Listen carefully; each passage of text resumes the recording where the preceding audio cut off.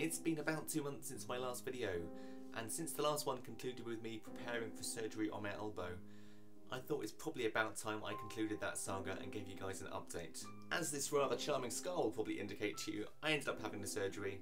I had 2 screws put in the neck of the radius and 2 put in the radial head, which, as you can probably imagine, was excruciatingly painful for a couple of weeks.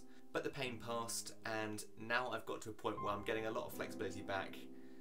I can't straighten my arm properly, I can't flex it properly, but I can do most of my day-to-day stuff I need to do. One of the side effects you don't consider of having a lack of flexibility in your arm is self-consciousness that comes along with it. You're so used to being able to have your arm nice and straight as you walk along or carry things that having it held at a crooked angle feels really awkward. And it got me thinking about all the things in life which make you feel more awkward or more confident. Having a broken arm is definitely something which gives you kind of like -5 on the confidence scale. Walking along feeling like a robot is terrible, and you need quite a lot of things to balance it out. So I figure having a new haircut is maybe +2, +3 on the scale. Wearing a cool suit jacket is like +4. So those 2 things combined made me feel about normal. And what I realised is these things happen all the time. Like, we're constantly having things which knock us down or pull us up. It makes me think of 2 videos that my friends have done in the past.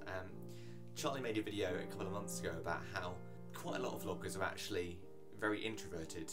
We have to give an impression of being kind of extrovert and interesting, because otherwise why would people watch our videos? But inside we're often quite kind of quiet people. I can definitely relate to being one of those people. I do often affect an air of being very extrovert, but inside I'm usually one of those people that is thinking things over very deeply, and I'm just as happy kind of being at home reading a long book. My friend Christina made a point a few years ago that being a YouTuber means being a little bit narcissistic. We have to think that we're good enough, that what we're doing is worthwhile. Being a vlogger is this unique personality type, the type of person that feels like they can make something which people will want to see and self-motivate themselves to do it. Of course, the best route to self-confidence is having people in your life that accept you for who you are and make you feel good about yourself. And so, a little shout out to somebody who's recently been making me feel very good about myself. My friend Sydney made a video a few months back about how vlogging is a dead art, and I really can't agree with that. I think that there are many more people coming into the vlogging spectrum, seeing how easy it can be. And I think it's going to be a field which keeps progressing as the years go on and technology increases. It's going to become so much easier to share video that I think more people are going to do it. And I really hope they do, because YouTube is a wonderful community and people need to keep coming to it to keep it alive and fresh, even while viewing numbers are decreasing because of that. Anyway, that's my little rant on YouTube and social norming that I've been mulling over for a while. Anyway, speaking of sharing stuff online, as you can imagine, having 6 weeks off paid doing nothing meant I engaged in a lot more social sharing than I did before.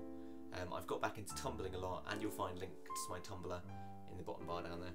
I also swapped my Samsung Omnia Windows phone for another iPhone, and so I'm going to be using Instagram and Hipstermatic a lot more, and there's links to that just down there as well. Anyway, I hope you guys are all doing well, and you'll see more from me soon. I hope. Cheerio.